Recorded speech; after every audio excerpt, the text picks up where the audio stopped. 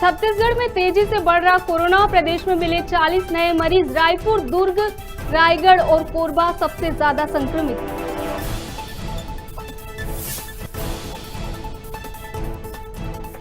देश भर में दी जा रही सीडीएस बिपिन रावत को श्रद्धांजलि, दीपदान और श्रद्धांजलि सभा के हो रहे आयोजन। कुन्नूर में हेलीकॉप्टर हादसे में हुई थी रावत की मौत।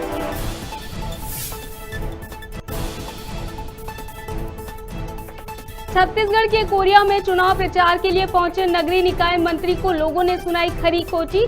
लोगों की बात सुने बिना ही वापस लौटे मंत्री डहरिया।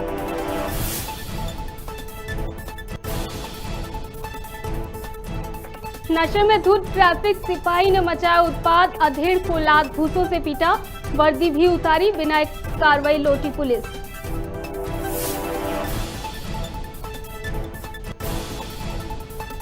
सरगुजा में पटवारी पर किसानों ने लगाए रिश्वत लेने के आरोप। रकबा संशोधन के लिए की जा रही 10,000 की मांग। कलेक्टर ने पटवारी को किया तहसील कार्यालय अटैच।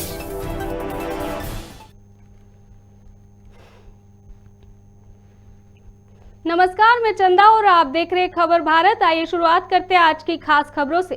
छत्तीसगढ़ के कोरिया में चुनाव प्रचार के लिए पहुंचे नगरीय निकाय मंत्री डॉक्टर शिव कुमार डहरिया शिवपुर पहुंचे थे। इस दौरान वार्डवासियों ने मूलभूत सुविधाओं को लेकर डहरिया को जमकर खरी खोटी सुनाई है, जिससे नाराज होकर मंत्री लोगों की बात सुने बिना ही वापस लौट गए। ग्रामीणों द्वारा उठाई गई समस्याओं के समाधान के बारे में भी जब मंत्री डहरिया से पूछा गया तो उन्होंने कोई जवाब नहीं दिया। वहीं लोगों के विरोध के बाद कांग्रेस के कार्यक्रम के टेंट भी हटा लिए गए हैं।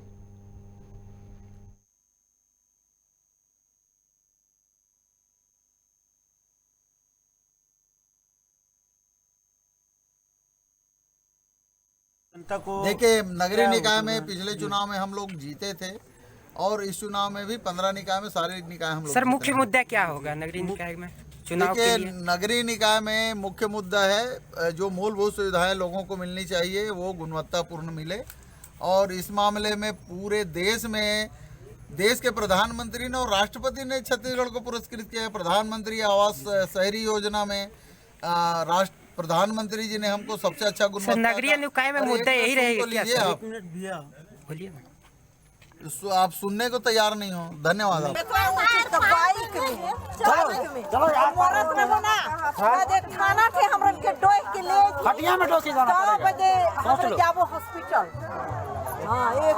हमारे गांव में कोई हमारे वो मोहल्ला का ये मोहल्ला का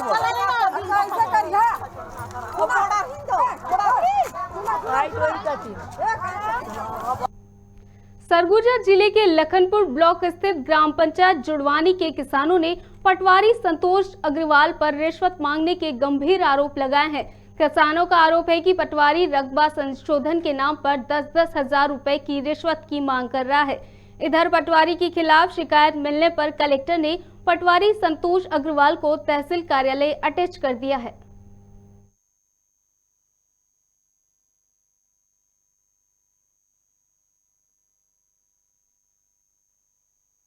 तो मैं जा रहा थोड़ा मैं टोकन ऐसा करवाऊँ क्योंकि थोड़ा बढ़वा है बार कैसे कट गई कह के तो 3,000 रुपया मांगिस मोठन पटवारी हो और तीनों भाई में 8,500 लेके हो तब सुधारेंगे कैसे।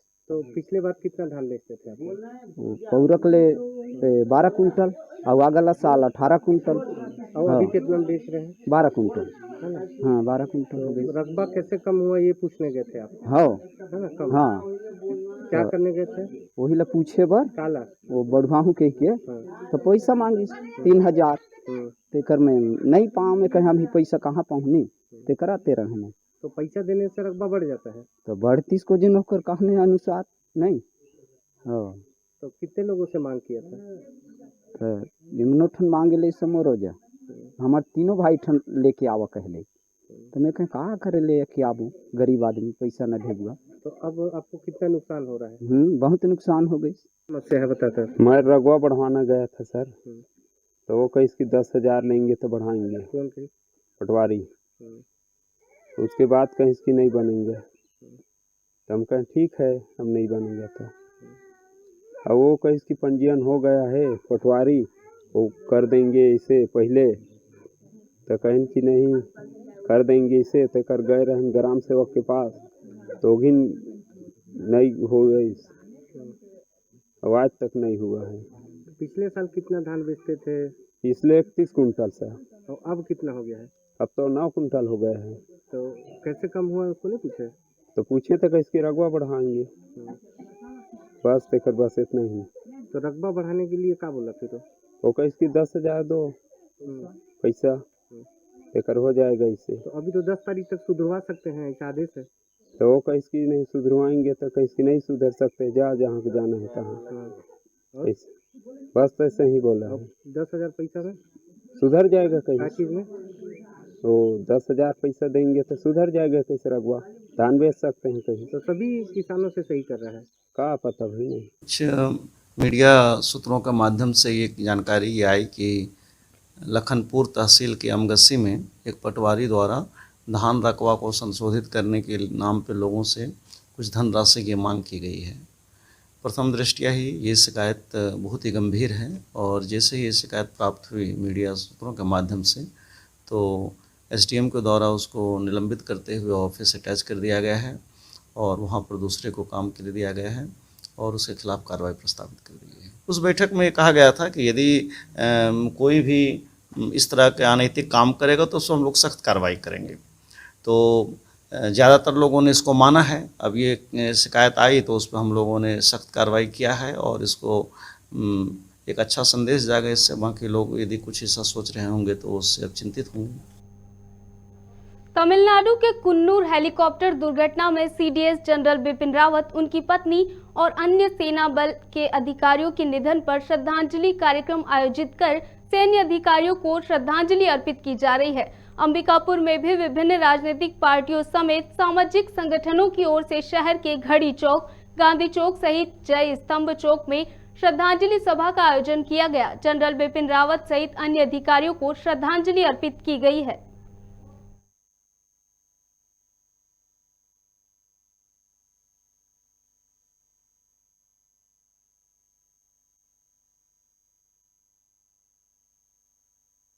आज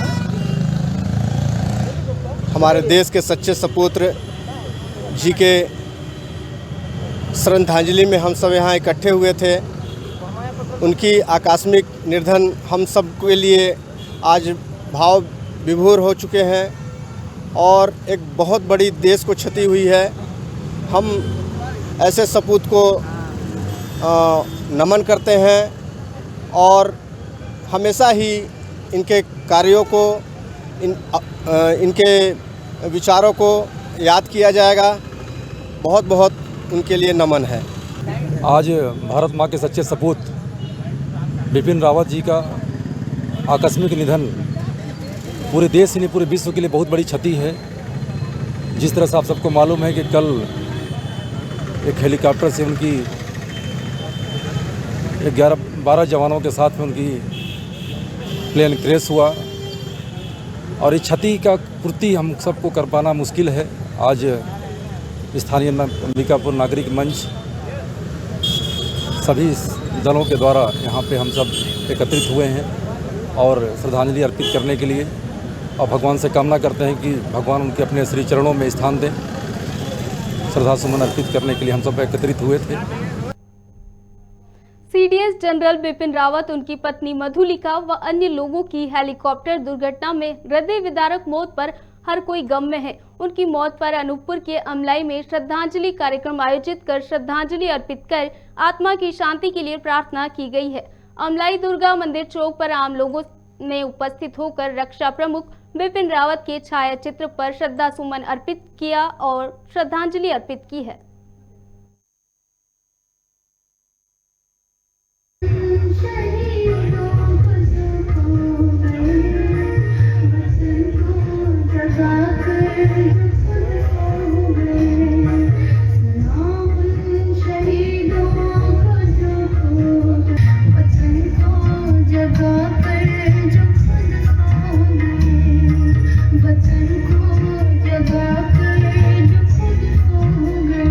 इस दुख की घड़ी में मैं सबसे पहले भगवान से प्रार्थना करता हूं कि उस परिवार को बहुत बहुत सिंपत्ति दे और बहुत बहुत साहस दे, ताकि वो इस दुख की घड़ी से उभर पाएँ। जिनके घर से आज उनके घर का चिराग, किसी का सिंदूर, किसी का बेटा, ये किसी की भाई, किसी की माँ भी गई है, तो इसे हम इस पूरे क्षेत्र में, सोहागपुर विधानसभा क्षेत्र, बहुत दुखी हैं, क्योंकि हमारे क्षेत्र की बेटी थी, हमारे वो यहाँ के जमाई थे, और सीडीएस साहब के मरने की बहुत बहुत मतलब दुख कितनी है। इस क्षेत्र में पूरा शोक का लहर है। घरों में रोटियां नहीं जली है कि हमारे बेटी, हमारे दामाद इस क्षेत्र के पहले मतलब हमारे सेना के जीडीएस प्रमुख बिपिन रावत जी के निधन से इतना शोक में डूबा हुआ है। हमारे देश के प्रथम सेनाध्यक्ष, जिनका असामयिक निधन हम सबको झकझोर देने वाला है। हम लोगों का नाता था उनसे। इस विधानसभा, इस ज़िले, इस संभाग के की वो बेटी थी, वो यहाँ के दामाद थे, और उनके जाने से हमारा पूरा क्षेत्र, हमारा पूरा देश स्तब्ध है। मैं नमन करता हूँ उनके साथ में जिन जवानों ने शहादत दी है, और साथ में उन सभी को नमन करता हूँ। टीवी के माध्यम से, समाचार पत्रों के माध्यम से सुना होगा कि हमारे भारत के प्रथम सीडीएस जनरल बिपिन रावत जी का अचानक देहावसान हो गया, ये हेलीकॉप्टर दुर्घटना में। और जैसा कि आपको ये भी मालूम है कि उनकी ससुराल हमारे विधानसभा क्षेत्र सोहागपुर में थी, और इस नाते थे वो सभी विधानसभा क्षेत्र के कुछ ना कुछ रिश्ते में लगते थे। और इसके चलते जो है, चूँकि वो इस क्षेत्र के दामाद भी थे और भारत के प्रथम सीडीएस थे, दोनों नातों से जो है बहुत दुख है सभी लोग को, सभी निवासियों को, यहाँ के पूरे ज़िले के निवासियों को, पूरे संभाग के निवासियों को, पूरे सोहागपुर निवासियों, हम सभी को बहुत दुख है। और हम लोग ये कामना करते हैं कि भगवान उनके परिवार को ये दुख सहने की क्षमता प्रदान करें।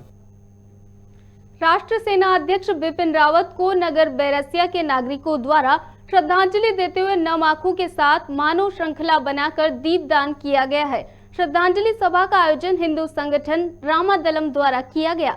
इसके साथ ही बिपिन रावत के निधन की खुशी मनाने वालों को रामादलम ने ललकारा है, पहचान करके उन्हें सही जगह पहुंचाकर दम लेने की बात कही।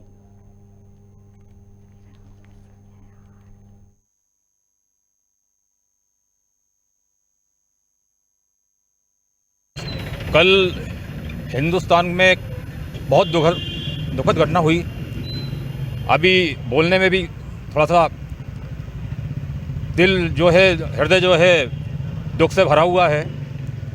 सीडीएस स्वर्गीय श्री बिपिन रावत और उनकी पत्नी समेत कुल 13 लोगों की जो असामयिक हृदयद्वारक घटना में जो मृत्यु हुई है,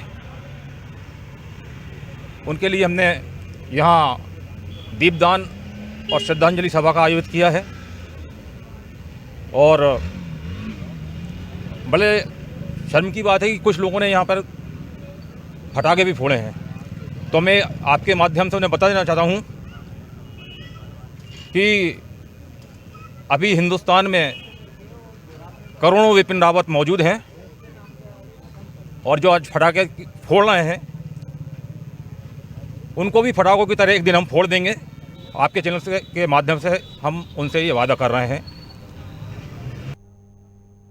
उमरिया जिले में महिला एवं बाल विकास विभाग द्वारा जिला मुख्यालय स्थित वन स्टॉप सेंटर कार्यालय में महिलाओं का कार्यस्थल पर लैंगिक उत्पीड़न वर्ष 2013 अधिनियम की 8वीं वर्षगांठ पर एक दिवसीय जागरूकता कार्यशाला का आयोजन किया गया। इस आयोजन के दौरान बाल कल्याण समिति, किशोर न्याय बोर्ड सहित महिला बाल विकास और सभी विभागों में कार्यरत महिला अधिकारी कर्मचारियों ने हिस्सा लिया है। आयोजन के दौरान सहायक संचालक दिव्या गुप्ता ने महिलाओं को प्राप्त शक्ति और अधिनियम की विस्तार से जानकारी दी है।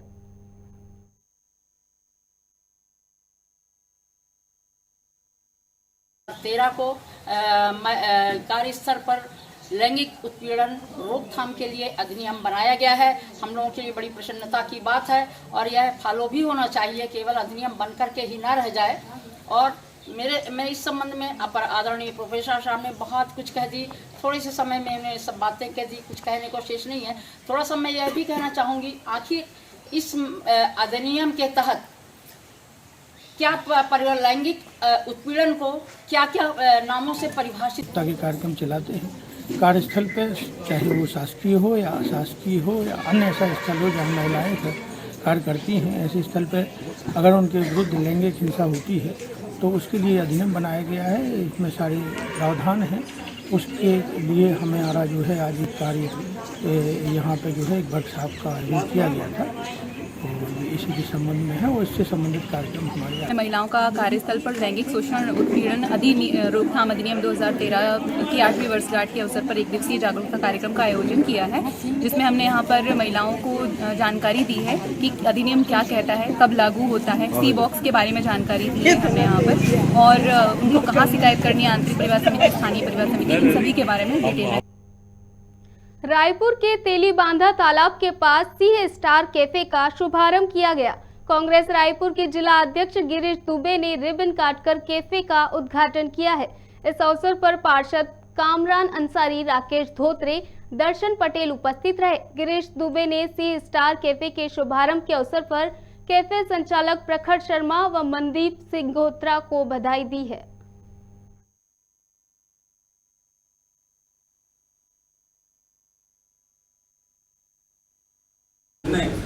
आज सी स्टार्स कैफ़े तेलीबांधा के उद्घाटन अवसर पर मैं प्रखर शर्मा जी को और मनदीप सिंघोत्रा जी को बधाई देता हूँ कि उन्होंने रायपुर शहर को एक मैरीन ड्राइव पर एक नई चीज़ देने का प्रयास किया है और शहर वासियों के लिए हर्ष का विषय है कि यहाँ पर जो फुल कोर्स भोजन है वो टेक अवे में और यहाँ पर शुद्ध शाकाहारी भोजन इनके रेस्टोरेंट में उपलब्ध रहेगा।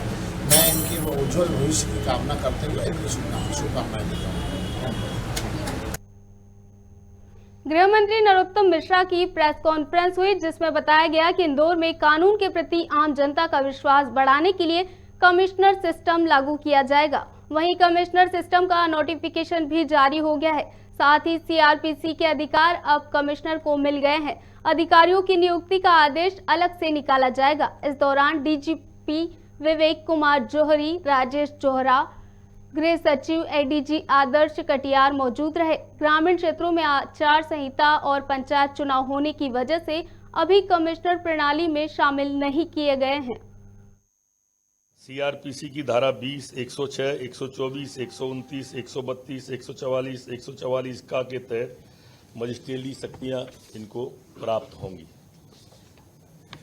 संशोधन वाला है पुलिस एक्ट 1861, बंदी अधिनियम 1900, विस अधिनियम 1919, अनैतिक व्यापार अधिनियम 1956, विधि विरुद्ध क्रियाकलाप निवारण अधिनियम 1967, मोटरयान अधिनियम 1988 का 59 इसको अतिरिक्त पुलिस महानिदेशक और पुलिस महानिदेशक मिला के ये एक है। इंदौर में भी एक होगा, ये भोपाल में भी एक होगा। अतिरिक्त पुलिस आयुक्त, उप पुलिस महानिरीक्षक स्तर के ये 2 होंगे।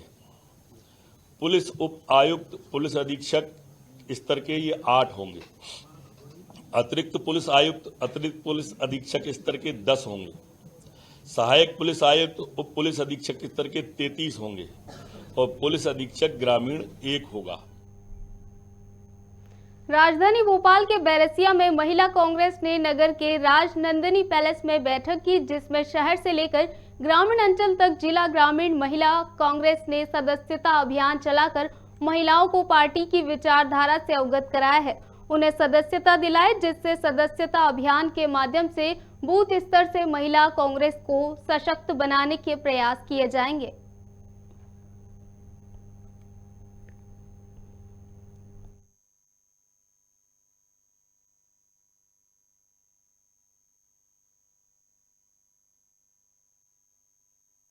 आज का जो मेन उद्देश्य यही था, जो बढ़ती हुई महंगाई को लेकर जो महिलाएं आज घर में किचन चलाने में परेशान हो रही हैं और जो बेरोजगारी जिस तरह से बढ़ते जा रही है, रोजगार मिल नहीं रहा है, ऐसे में सबसे ज़्यादा तकलीफ अगर किसी को हो रही है तो महिलाओं को हो रही है। मेन मुद्दा आज बेरोजगारी को लेकर के और बढ़ती हुई महंगाई को लेकर था। दूसरा, जो मध्य प्रदेश जिस प्रकार से बलात्कार के मामले में नंबर 1 हो रहा है, महिला उत्पीड़न में जिस प्रकार से महिलाओं को सुरक्षा नहीं दी जा रही है, तो कोई ना कोई ठोस कदम लेकर के महिलाओं को खुद अपनी आत्मरक्षा करना पड़ेगा। इसके उद्देश्य से महिलाओं को सशक्त बनाना, महिलाओं को घर से निकाल करके वो बाहर निकले और एक महिला दूसरी महिला का हाथ पकड़ के मजबूत बने, ताकि महिलाओं के साथ जो मध्य प्रदेश में सबसे ज़्यादा शोषण हो रहा है वो कहीं ना कहीं अपराधों में रोक मिले हमें। आज जो मध्य प्रदेश की जो स्थिति है, जो महिलाएं जो स्थिति का सामना कर रही है, उसको देखते हुए महिलाएं अधिक से अधिक संख्या में कांग्रेस पार्टी में ज्वाइन करना चाहती है और अधिक से अधिक संख्या में हम लोग महिलाओं की सदस्यता करवाएंगे और कांग्रेस पार्टी। राजधानी भोपाल के शहीद गेट पर भाजपा गुरु नानक मंडल ने सीडीएस विपिन रावत सहित अन्य जवानों को श्रद्धांजलि दी है। इस मौके पर भाजपा गुरु नानक मंडल के अध्यक्ष राकेश कुकरेजा ने कहा कि देश के प्रथम सीडीएस विपिन रावत देश के महान योद्धा, सच्चे सेनापति रहे हैं। भारत के इस अनमोल रत्न को गंवाना देश के लिए भारी क्षति है, जिसकी भरपाई नामुमकिन है। समस्त भाजपा कार्यकर्ताओं ने देश के महान योद्धाओं के लिए 2 मिनट का मौन रखा।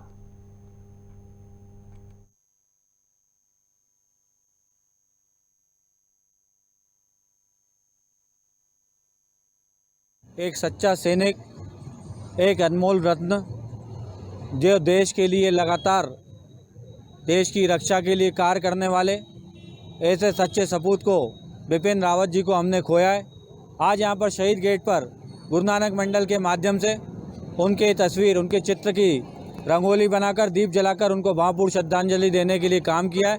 इसके साथ ही हम ईश्वर से प्रार्थना करते हैं कि उनको अपने चरणों में स्थान प्रदान करें। टीकाकरण में फिर एक बार बड़ी गड़बड़ी सामने आई है। अशोकनगर में स्वास्थ्य विभाग ने एक मृत महिला को ही कोरोना वैक्सीन का दूसरा डोज लगा दिया। मृत महिला के नाम से ही वैक्सीनेशन के दूसरे डोज का सर्टिफिकेट जारी कर दिया गया है। 8 दिसंबर को सर्टिफिकेट जारी हुआ, जबकि महिला की मृत्यु 12 अप्रैल को ही हो चुकी है। महिला अशोकनगर जिले के चंदेरी की निवासी विनोद बाई जैन है, जिन्होंने 11 अप्रैल को कोरोना वैक्सीन का पहला डोज लगाया था और दूसरे ही दिन उनकी मृत्यु हो गई थी। अभी जो आपके घर में मृत्यु हुई है, किसकी हुई है? हमारी बहन की हुई थी। कितना समय हो गया उन्हें? वो 12 अप्रैल 2021 को हुई थी। और वैक्सीन लग गई थी क्या? हाँ, वैक्सीन लग गई थी। वैक्सीन लग के ही चली गई। वैक्सीन का कौन सा डोज लगा हुआ था उनको? पहला डोज लगा था। अच्छा, लगभग शांत हुए कितना समय हो गया? शांत हुए उनको हो गया करीब 8 साढ़े 8 महीने। ये जानकारी मुझे जो है आप लोगों से मुझे प्राप्त हुई है और इसके लिए जो मैंने संबंधित सिस्टर से भी बात की है, मतलब इस तरह से क्या हुआ है, क्योंकि ये हो सकता है कि सिस्टर जैसे अपडेट कर रही है तो अपडेट करने में किसी का मोबाइल नंबर का एक डिजिट आगे पीछे हो सकता है, उसकी वजह से भी इस तरह की गलती हो सकती है। संबंधित सिस्टर को मैंने एससीन जारी कर दिया, उससे जवाब भी ना आए, इस तरह गलती जो है जल्दबाजी है किसी इस तरह से काम नहीं करता। ये खबर है सरकारी हाई स्कूल कामता टोला के उस भवन की जो पूरी तरह झरझर हो चुका है। यहाँ पर पढ़ने और पढ़ाने वालों के ऊपर हर वक्त जान का खतरा मंडरा रहा है। इस जर्जर भवन में कभी भी कोई भी बड़ा हादसा हो सकता है, लेकिन जिम्मेदार इस ओर ना तो कोई पहल कर रहा है और ना ही प्रशासन की तरफ से कोई कार्रवाई की जा रही है, जिसके चलते 20 सालों से भवन की स्थिति जस की तस बनी हुई है। आपको बता दें, लगभग 500 के करीब छात्र छात्राएं यहाँ पढ़ाई करते हैं। 11 महीने पहले लोक निर्माण विभाग द्वारा इस भवन का निरीक्षण किया गया था। विद्यालय के 3 भवन मानवीय उपयोग के लिए ठीक न होने और कभी भी जान माल की क्षति होने और डिसमेंटल करने की अनुशंसा की गई थी। अनुविभागीय अधिकारी लोक निर्माण विभाग द्वारा सभी तथ्यों में सहमति दी थी और डिसमेंटल किया जाना जरूरी बताया गया था, जिस पर 11 महीने बीत जाने के बाद भी कोई कार्रवाई नहीं हुई है।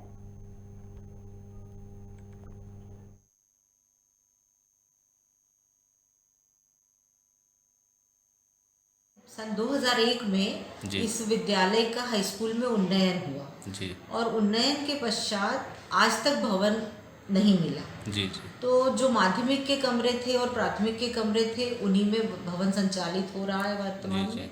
और अब वो अत्यंत जीर्ण शीर्ण हो गई, क्योंकि ये भवन 1952 का बना हुआ है जी। 1952 का जी। इतना पुराना भवन बना हुआ है, तो अब अत्यंत जीर्ण शीर्ण अवस्था में है। और कभी भी कोई हादसा हो सकता है। इसी स्थिति में हमको कमरे बंद करके रखने पड़ रहे हैं और हम अन्य कमरों में किसी तरह व्यवस्था संचालित कर रहे हैं। ये शासन की मंशा के अनुसार ये विद्यालय एक परिसर एक शाला के अंतर्गत संचालित है, जिसमें 1 से 10 तक लगभग 500 छात्र छात्राएं अध्ययनरत हैं और ऐसी स्थिति में हमें कमरों के अभाव में शैक्षिक गतिविधियां, सह शैक्षिक गतिविधियां सुचारू रूप से संचालित करने में कठिनाई का अनुभव होता है। इसलिए हमने प्रयास किया था, तो जब इसको हमने देखा कि भवन के लिए हमें स्वीकृति प्रदान हुई है, डीएमएफ मद से इसको 6 कमरे के लिए जिला योजना समिति की बैठक में इसका भवन निर्माण का प्रस्ताव पारित किया गया था। 2001 में इसका हाई स्कूल में उन्नयन हुआ था और उन्नयन के पश्चात आज तक भवन नहीं मिला। उसकी वजह से माध्यमिक के कक्षों में कक्षाएं संचालित हो रही हैं और व्यवस्था जो है वो सुचारू रूप से संचालित नहीं हो पाती कक्षों। प्रदेश के मुखिया शिवराज सिंह चौहान होशंगाबाद जिले की सिवनी मालवा तहसील अपने निजी प्रवास पर पहुंचे। मुख्यमंत्री शिवराज सिंह चौहान वरिष्ठ भाजपा नेता योगेंद्र मंडलोई मृगेंद्र मंडलोई के पिता सावल सिंह को श्रद्धांजलि देने पहुंचे हैं। उनके परिवार के लोगों से मुलाकात कर वापस भोपाल के लिए लौट आए। बताया जा रहा है कि मुख्यमंत्री वहां लगभग 15 मिनट ठहरे थे।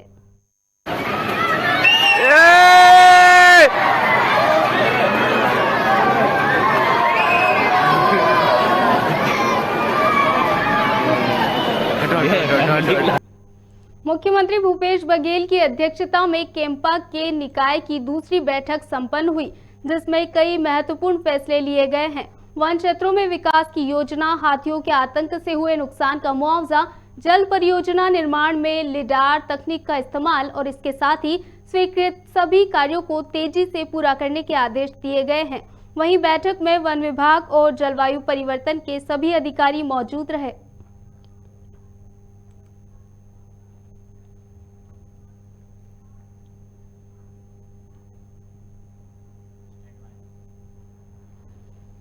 पंचायत चुनाव रोकने को लेकर लगाई गई याचिका पर हाईकोर्ट ने फैसला सुनाते हुए चुनाव प्रक्रिया पर रोक लगाने से इनकार कर दिया है, जिस पर कांग्रेस प्रवक्ता के मिश्रा ने अपनी प्रतिक्रिया देते हुए कहा कि हाईकोर्ट का फैसला सर्वोपरि होता है और इसे स्वीकार करना चाहिए। साथ ही सवाल खड़ा किया है कि निवाड़ी जो नया जिला बना है उसका चुनाव किस सन के आरक्षण के आधार पर होगा। माननीय हाईकोर्ट का फैसला सदैव स्वीकार्य होता है और करना भी चाहिए। जो याचिका थी उसमें स्पष्ट इस बात का उल्लेख है कि संविधान की आत्मा हमारा संविधान है और उस संविधान के अनुच्छेद 243C और 243D में इस बात का स्पष्ट उल्लेख है कि डिलिमिटेशन होना चाहिए और आरक्षण में यदि डिलिमिटेशन नहीं होगा तो जो एक पीढ़ियां इंतज़ार करती हैं नए नेतृत्व को उभरने के लिए, उनका क्या होगा। और सबसे बड़ी विसंगति जो संवैधानिक है वो यह है कि डिलिमिटेशन को लेकर 2 अलग अलग नियम क्यों इलेक्शन में। एक नियम हम आरक्षण को लेकर 2014 का मान रहे हैं और फिर 7 साल बाद 2019 में हम जनपद अध्यक्षों का आरक्षण नया कर रहे हैं। तो उस प्रक्रिया को स्वाभाविक तौर पर यदि एक ब्लाइंड व्यक्ति को भी यदि कहा जाएगा कि आप न्याय करें तो यही होगा कि एक चुनाव में 2 आरक्षण नहीं हो सकते हैं। हाईकोर्ट ने पंचायत चुनाव प्रक्रिया पर रोक लगाने से इनकार कर दिया है, जिसके बाद कांग्रेस नेता और वरिष्ठ वकील विवेक तनखा ने सुप्रीम कोर्ट में याचिका लगाने की बात कही है, जिस पर भाजपा नेता राहुल कोठारी ने कहा कि भ्रम और झूठ के आधार पर तथ्यहीन बातें जो रखी गई थी उसको हाईकोर्ट ने दरकिनार कर दिया है। वहीं उन्होंने कांग्रेस पर हमला करते हुए कहा कि उन्हें इस प्रकार का प्रपंच नहीं रचना चाहिए और जनता के बीच जाकर चुनाव लड़ना चाहिए। देखिए, भ्रम और झूठ के आधार पर जो बातें तथ्यहीन तरीके से रखी गई थी उनको निश्चित रूप से हाईकोर्ट ने दरकिनार किया है और इस बात में कहीं ना कहीं एक सहमति और एक सैद्धांतिक व्यवस्था में उन्होंने व्यवस्था में विश्वास जताया है कि जो मध्य प्रदेश सरकार ने फैसला किया था, मध्य प्रदेश की जो हमारे निर्वाचन आयोग जिस मामले को लेकर आगे बढ़ा था वो बहुत स्पष्ट था, सही था। हमें लगता है कांग्रेस पार्टी को इस तरह से प्रपंच नहीं रचना चाहिए, जनता के सामने चुनाव लड़ने जाना चाहिए और उसका जो भी नतीजा है उसको शिरोधार्य करना चाहिए। कांग्रेस पार्टी निवाड़ी का बहाना बनाकर चुनाव को टालने का प्रयास तो कर रही है, लेकिन ये बात भूल जा रही है कि निवाड़ी में हाल में ही चुनाव हुआ था और उनके बहुत मजबूत गढ़ को जो है भारतीय जनता पार्टी के ऐसे कैंडिडेट ने ढहा दिया जो अपने आप में बहुत बड़े व्यक्तित्व नहीं थे। कुल मिला के हर जगह भारतीय जनता पार्टी जीतेगी, किसी भी जिले का बहाना बनाकर कांग्रेस पार्टी चुनाव रोकने का प्रयास ना करे। खबर भारत पर खबरों का सिलसिला यूं ही जारी है। आप देखते रहिए खबर भारत। नमस्कार।